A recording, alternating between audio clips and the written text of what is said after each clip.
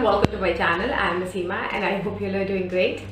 About me, I'm a practicing architect and interior designer और आज के वीडियो में मैं आपके साथ शेयर करने वाली हूँ few design mistakes that you can make from space planning to finalization of the finishes part 2. इससे पहले मैंने अपना पार्ट 1 रिलीज किया हुआ है, काफी इन्फॉर्मेटिव वीडियो है वो. If you're looking for the renovation of your kitchen or if you want to learn something about kitchen designing, that video is for you. तो उसका लिंक मैं डिस्क्रिप्शन बॉक्स में डाल दूंगी. Go and check it out. So without wasting a lot of time, let's start the video. आपके kitchen का platform का size should not be less than 2 feet, क्योंकि आपको जो वायर बास्केट्स आते हैं या आपने इन्वर्टेड सिस्टम प्रेफर किया हुआ है आपके किचन में, तो उसको मिनिमम 550 mm चाहिए होता है फिक्स होने के लिए. डेप्थ में मैं बात कर रही हूँ. तो your counter which should not be less than 2 feet. आपके ओवरहेड कैबिनेट की हाइट काउंटर टॉप से 2 फीट पे रखना है आपको. It also depends on your design. 1 feet 6 inches भी लोग रखते हैं, but it should not be less than that.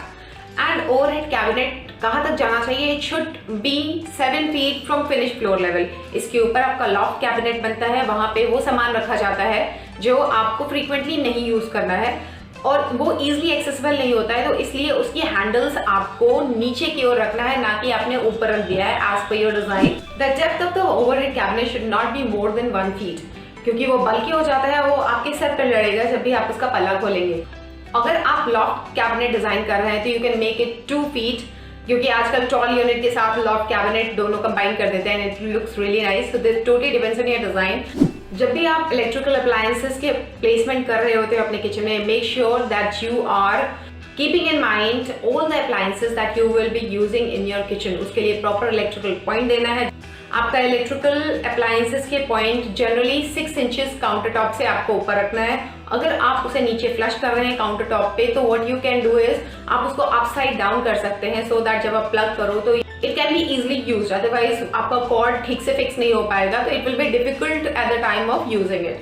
In fact मैं इलेक्ट्रिकल लेआउट के बारे में एक अलग वीडियो बनाऊंगी, because it is another topic which is wide and it needs proper attention, so stay connected with my videos.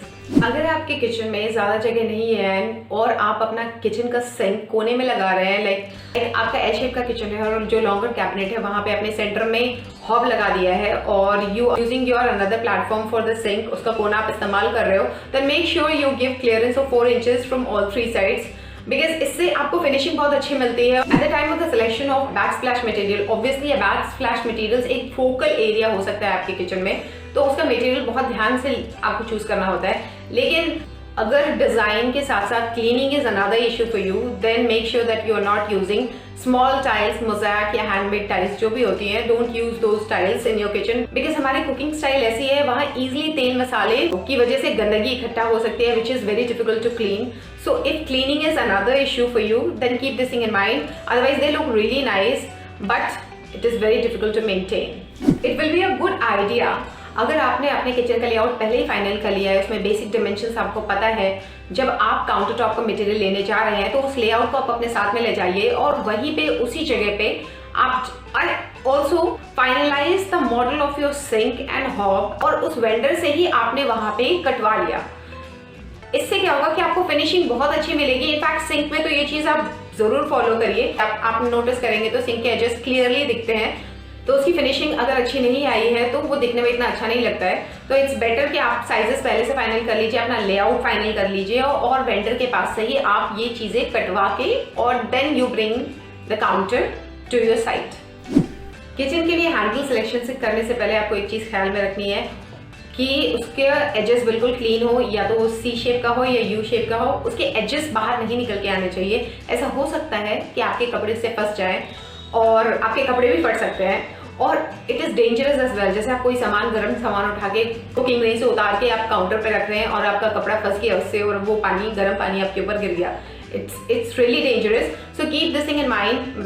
You cannot play with the safety in your kitchen. Kitchen में हर तरीके का काम होता है, तो ये हैंडल्स और डेकोरेटिव नॉब्स वगैरह वहाँ इस्तेमाल करिए जहाँ पे आपको इस तरह की चीज़ों से डील नहीं करना पड़ता है. But I will never suggest these kind of handles in your kitchen.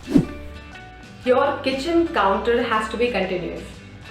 उसके बीच में कहीं भी टॉल यूनिट नहीं आना चाहिए। अगर आप टॉल यूनिट इंट्रोड्यूस कर रहे हैं अपने किचन में तो या तो वो स्टार्टिंग में होना चाहिए या एंड में होना चाहिए, या फिर आप ऑपोजिट वॉल पे दे सकते हैं। Totally depends on your design and your shape of your kitchen. लेकिन किचन का प्लेटफॉर्म कंटिन्यूअस होना चाहिए because it gives you a good workable condition, क्योंकि अगर बीच में ब्रेकेज आ गया तो it will be difficult for someone who is doing the preparation and cooking, और इसकी वजह से फंक्शनैलिटी डिस्टर्ब होगी। जब भी आप अपना माइक्रोवेव या ओवन काउंटर टॉप के नीचे रख रहे होते हैं, keep in mind that person who will be using that is not facing any kind of backbone issues. Otherwise that person will face pain while using that, which is not an ideal situation. In fact, it is always advisable कि आप अपना कोई भी electrical appliances, microwave and oven तो in fact ऐसी जगह place करिए कि वो बंदा खड़े होकर इस्तेमाल कर सके। आपका बैक स्प्लैश मटेरियल जो भी आप इस्तेमाल कर रहे हैं वो थर्मल रेजिस्टेंट होना चाहिए। कभी कभी आपने देखा होगा कि टाइल्स में फिल्म्स लगी रहती हैं फ्रूट्स या वेजिटेबल्स की, and people use it in their kitchen. They look pleasing in the beginning, but with time, because of the heat, वो flake करने लगते हैं, they get brittle and it is definitely not a good sight. और कुछ time बाद ऐसा हो सकता है that your kitchen demands maintenance. Backsplash tile खरीदते वक्त एक और चीज़ का आपको ख्याल रखना है कि आपको काउंटर टॉप और ओवरहेड कैबिनेट के बीच में जनरली 2 फीट होता है, लेकिन आपके काउंटर टॉप और चिमनी के बीच में 2 फीट 6 इंच या उससे ऊपर भी हो सकता है, डिपेंडिंग ऑन योर डिज़ाइन। तो जब भी आप टाइल खरीदने जाएं तो उस चीज को, उस डिमेंशन को अपने दिमाग में रखिए, या so that you cover that area as well at the time of purchasing tile.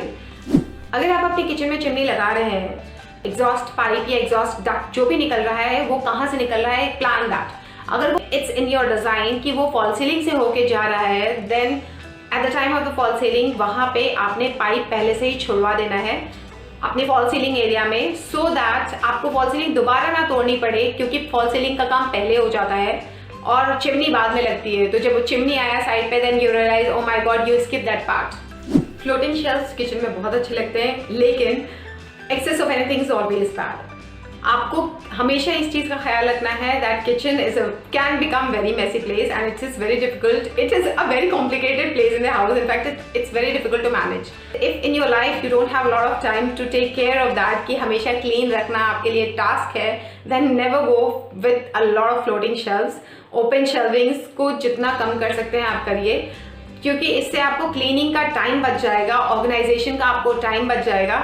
Open shelves को एक तो उसको वहाँ पे डस्ट एक्यूमुलेट हो जाती है, तो it needs a regular maintenance, और वो विजिबल भी होता है, तो if it is not organised then it looks really bad. Another point that you have to keep in mind while designing your kitchen is to provide a good lighting there. वहाँ पे although आपके दिमाग में बैठा हुआ है कि वहाँ पढ़ाई नहीं होती है तो वहाँ पे एक लाइट से काम चल जाएगा, एक बल्ब से काम चल जाएगा, no, this is not a good design.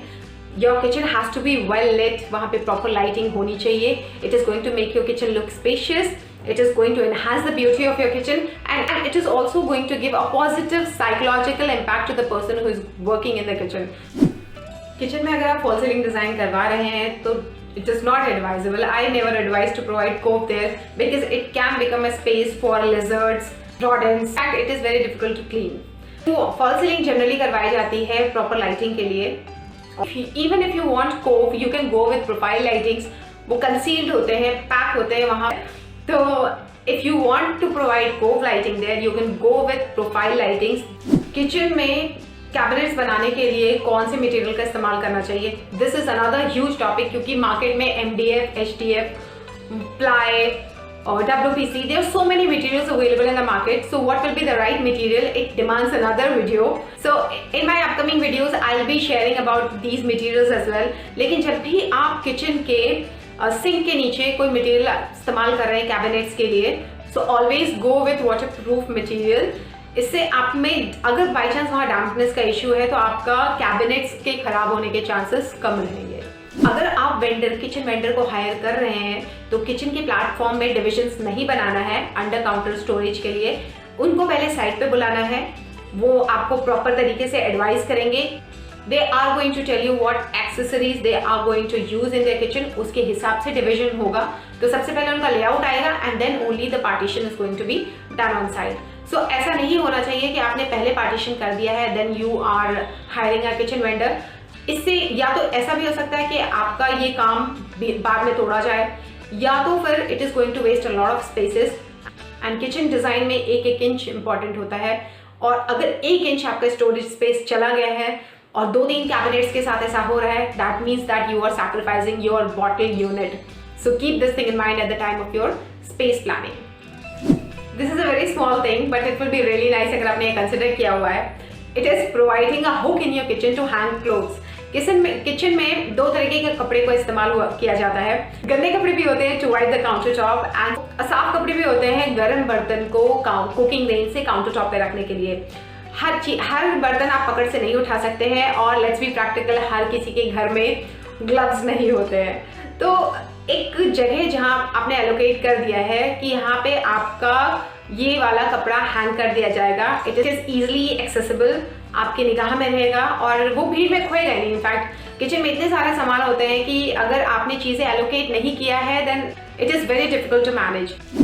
This is another very important point, जिनके लिए किचन के क्लीनिंग एक टास्क है। Always go with clean shutters, seamless shutters. Moulding के डिजाइन दिखने में बहुत अच्छी लगती है, undoubtedly I also love this detail, लेकिन हमारी कुकिंग स्टाइल ऐसी है कि वहाँ पे कुछ टाइम के बाद चिपचिपापन, स्टिकीनेस हो जाएगा और वहाँ धूल चिपक जाएगा। This is going to create headache at the time of cleaning. So अगर आपके पास इतना टाइम नहीं है, सो मोल्डिंग्स के लिए बिल्कुल मत जाइए। गो with clean shutters, they look really nice, seamless look देते हैं और टाइम भी बचाते हैं। आज के लिए बस इतना ही। I hope you like this video and I am going to bring these kind of informative videos in future as well. So consider subscribing, don't forget to like and comment में बताइए आपको कौन सा टिप सबसे ज्यादा पसंद आया, and you will see me soon.